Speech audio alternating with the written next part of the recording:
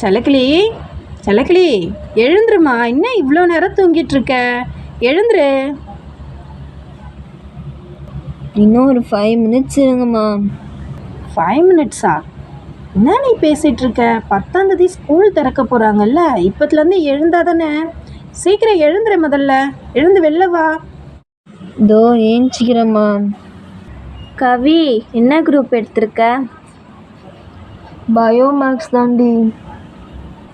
கவி, உனக்கு செம்ம ஜாலி இல்லை? புது ஸ்கூலு, புது டீச்சர்ஸு, புது ஃப்ரெண்ட்ஸில்.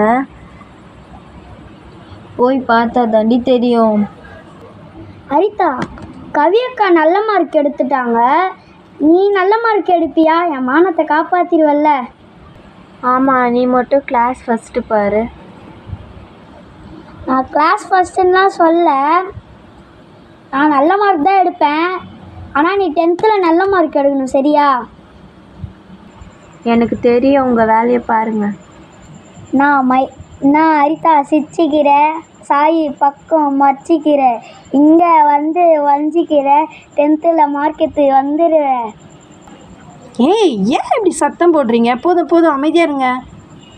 கவிமா, நீ ஒரு வளையல் செஞ்சுருந்தியா, அதை எடுத்துகிட்டு வா. முடிச்சிட்டியா? காட்டு பார்க்கலாம். நான் போகிறேன், பாய்.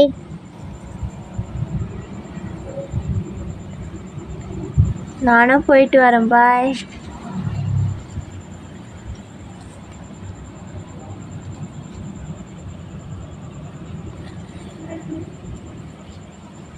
வளையல்? ஏய், வளையல் சூப்பராக இருக்கு. கவி, நல்லா செய்திருக்கியே. எனக்கும் இந்த வளையல் கொடு ப்ளீஸ். இந்த வளையல் 150 ருபீஸ். நீ தானே செஞ்ச, நான் எவ்வளோ ரேட் சொல்கிறேன்.